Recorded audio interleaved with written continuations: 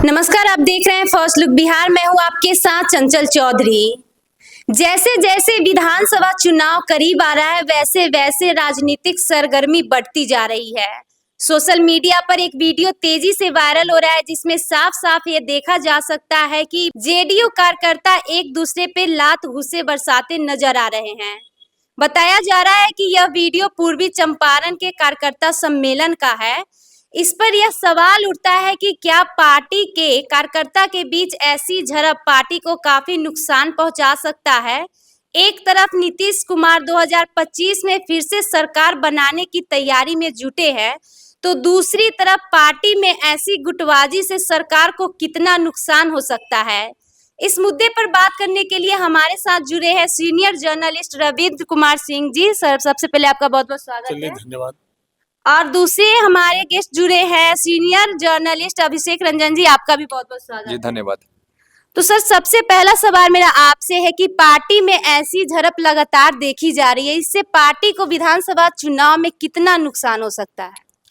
देखिए, किसी भी पार्टी को विधानसभा चुनाव में क्या नुकसान होगा नहीं होगा वह तो अलग की बात है, लेकिन किसी पार्टी में उसके बड़े कद के मंत्री हो, उनके सामने लात गुस्सा आपस में मारपीट की नौबत आ जाए और मारपीट उनके सामने हो, यह बहुत ही बेशर्म बात है। यह आप पूछिएगा ये हो क्यों रहा है। इसके कई कारण हो सकते हैं। एक तो जो पार्टियां हैं वो दबंग लोगों को अपना जिला अध्यक्ष मनोनयन करती है। हर दृष्टि से जो संपन्न हो, दबंग हो, आर्थिक रूप से परिपूर्ण हो, वैसे लोगों को, तो वैसे लोग क्या करते हैं, छोटे छोटे कार्यकर्ताओं की अनदेखी करते हैं, जो अब तक देखा जा रहा है। इस स्थिति को बड़े स्तर के नेता, जो प्रदेश और राष्ट्रीय स्तर के नेता है, वो उसे पाटने की कोशिश नहीं करते हैं, ताकि उनको तो काम अपने जिलाध्यक्ष से ही ज़्यादा चलता है और इसमें कार्यकर्ता आपस में अपने आप को अपमानित महसूस करते हैं, जिसमें कार्यकर्ता आपस में ही भिड़ जाते हैं। जहाँ तक आज की बात है, जो वीडियो वायरल हो रहा है, तो यह बताया जा रहा है कि चंपारण के बापू सभागार में जदयू कार्यकर्ता सम्मेलन आयोजित किया गया था। तो भी एक तरह से उसे कहा जाए जो विधानसभा तैयारी को लेकर कार्यकर्ताओं को मतलब जागृत किया जा रहा था। कार्यकर्ताओं को यह बताया जा रहा था कि इस चुनाव में कैसे हम चुनाव फतह करेंगे, किस तरह से पार्टी और गठबंधन को अधिक से अधिक सीटें मिलेगी। लेकिन उसी में जो बातें आ रही हैं, कुछ कार्यकर्ता को मंच पर जाने से रोका गया, उन्हें बोलने से रोका गया, जबकि अपनी बातों को वो भी रखना चाहते थे। इसी कारण इस तरह की मारपीट आई। और उसमें बताया जाता है कि जो उस सभा में मंत्री अशोक चौधरी थे, सुमित कुमार थे और उनके प्रवक्ता संजय सिंह थे, उनके सामने इस तरह की बातें आई। और दूसरी तरफ उनके जिला अध्यक्ष का बाद में बयान आ रहा है कि इस तरह की कोई बात नहीं है, थोड़ा मोड़ा तो पार्टियों में वैसे इस तरह का होता रहता है। तो यह पार्टी लोग एक तरह से मान लिया है कि लात घुसा मारपीट ये सब जैसे उनके राजनीति का एक एजेंडा में शामिल है। अभिषेक, बताया जा रहा है कि हंगामे का कारण गुटबाजी है, इस पर क्या कहेंगे। देखिए, हंगामे के कारण गुटबाजी भी है और प्लस क्या होता है कि जैसे सर ने बताया कि जो छोटे छोटे कार्यकर्ता हो, या फिर मुजफ्फरपुर की अगर बात कर ले, बीते दिन भी मुजफ्फरपुर में बता दें कि एमएलसी चुनाव के दौरान ही अभिषेक झा पहुंचे हुए थे। वहां पर भी पार्टी के दौरान खबरा में एक कार्यक्रम था, वहां पर भी हंगामा हो गया था। जदयू के कार्यकर्ता यानी कि उस समय देवेश चंद्र ठाकुर भी थे और उनके सामने कहने के आमने सामने भीड़ गए थे। हंगामा हुआ था, काफी देर तक हंगामा चला था और उस समय ऐलान हुआ था चुनाव का। तो उसी प्रकार से जदयू में भी सब कुछ ठीक नहीं है, चाहे वो बिहार के कई जिला की बात करें, मुजफ्फरपुर के साथ मोतिहारी में वही हाल हमने देखा। इसके साथ साथ बिहार के और भी जिला में जदयू की हालत ठीक नहीं है। नीतीश कुमार एक तरफ जहां आज महिला संवाद यात्रा पर निकल रहे हैं, पार्टी को एकजुट करने के लिए प्रयास कर रहे हैं, वहीं तेजस्वी यादव भी अभी कार्यकर्ता संवाद यात्रा पर निकले हुए हैं, कार्यकर्ता का दर्शन करने निकल रहे हैं, उनको एकजुट करने का प्रयास कर रहे हैं, क्योंकि 2025 में अब ज्यादा समय नहीं बचा हुआ है। ये महीना मात्र 15 दिन बचा हुआ है, ये महीना समाप्त हो जाएगा। ये महीना समाप्त हो जाएगा, 2025 चढ़ जाएगा। 2025 चढ़ जाएगा तो चुनाव की सरगर्मी जो है पूरी तरह चढ़ चुकी है। किसी भी समय चुनाव हो सकता है। इसको लेकर सभी पार्टियां चाह रही है कि हमारी पार्टी के कार्यकर्ता जो मजबूत हो, लेकिन पार्टी के अंदर के जो कार्यकर्ता है, छोटे छोटे कार्यकर्ता है, वो अपने बड़े नेता से, मतलब जिला लेवल के जो बड़े नेता है, उनसे कहीं ना कहीं नाखुश दिखते हैं। इसी का नतीजा है कि उनको ये लगता है कि जो जिला अध्यक्ष है वो हमें सम्मान नहीं देते हैं, हमें मंच पे जगह नहीं देते हैं। इसका कहीं ना कहीं वो अपना विरोध दर्ज कर रहे थे। और कल यही हुआ कि मंत्री अशोक चौधरी थे, इसके साथ साथ बता दें कि जदयू के प्रवक्ता थे संजय सिंह। ये अब सोचनीय विषय, अब सरकार को सोचना होगा कि 25 में चुनाव का काफी कम समय बचा हुआ, अगर इसी प्रकार से अगर हंगामा होते रहा तो आप ये कह सकते हैं कि किसी भी समय मतलब कि पार्टी में टूट निश्चित है।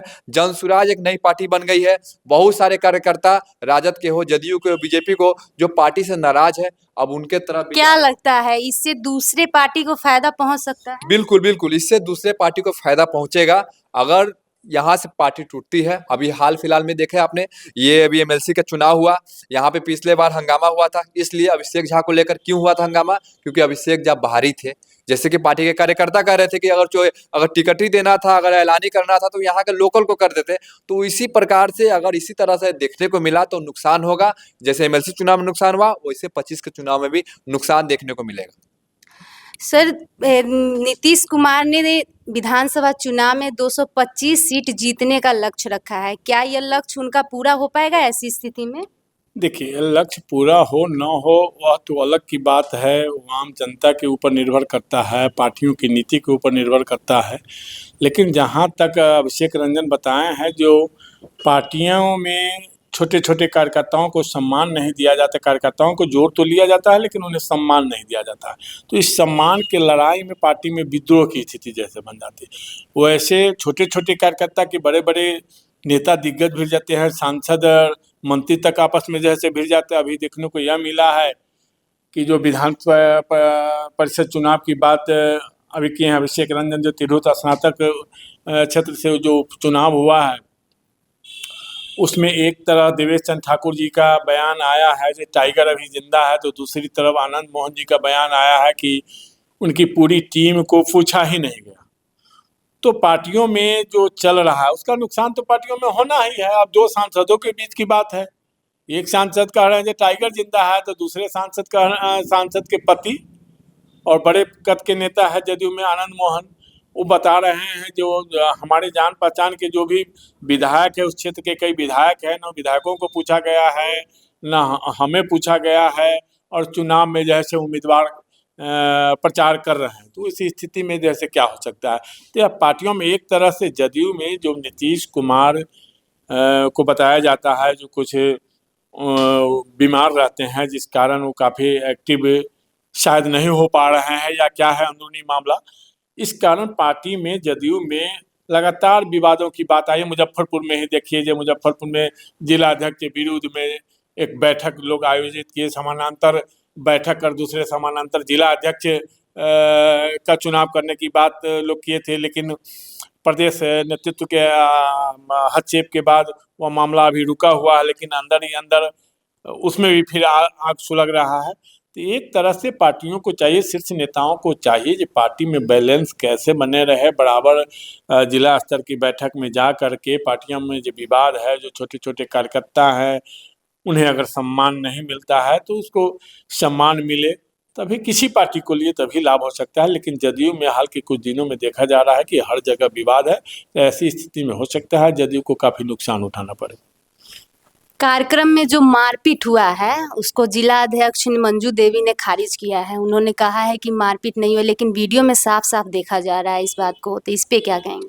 देखिए, कार्यक्रम में जो मारपीट हुआ है जिलाध्यक्ष मंजू देवी ने खारिज किया। इसका कारण ये है कि उनका जो पुत्र है, जिलाध्यक्ष के पुत्र रोहित उनका नाम है, वो मतलब कि कुछ कार्यकर्ता को मना कर दिए थे, मतलब कि मंच पे चढ़ने को लेकर, ठीक ना, क्योंकि भाषण देना था और समय खत्म हो गया था। हर चीज मतलब कि हर कार्यक्रम में एक समय होता है और कार्यकर्ता काफी ज्यादा होते हैं, काफी ज्यादा कार्यकर्ता हो। सभी कार्यकर्ता ये भी चाहते हैं, जो बड़े पद पर है कार्यकर्ता, वो चाहते हैं कि हमें भी मंच पर मिले, मौका मिले भाषण देने का। लेकिन कोई कोई ऐसे कार्यकर्ता होते हैं जो भाषण को काफी ज्यादा लंबा खींच लेते हैं, जिसके कारण समय काफी कम बच जाता है। इसी दौरान मंजू देवी के पुत्र रोहित, उन्होंने मना किया, रोहित कुमार ने मना किया कि मतलब कि बस मना करते मात्र ही क्या हुआ कि पार्टी के जो कार्यकर्ता है, एक मतलब जिलाध्यक्ष पक्ष और दूसरा मतलब विपक्ष, मतलब कि हर मतलब जिला में अगर बात करेंगे तो जिलाध्यक्ष पक्ष में भी कार्यकर्ता है, जिलाध्यक्ष विपक्ष में भी कार्यकर्ता, वो दोनों मतलब कि आपस में भिड़ गए और जमकर मतलब कि हंगामा हुआ। इस दौरान वहां पर मंत्री अशोक चौधरी थे, संजय सिंह प्रवक्ता थे, इसके साथ साथ बता दें कि वहां पर मंत्री सुमित कुमार वो भी थे,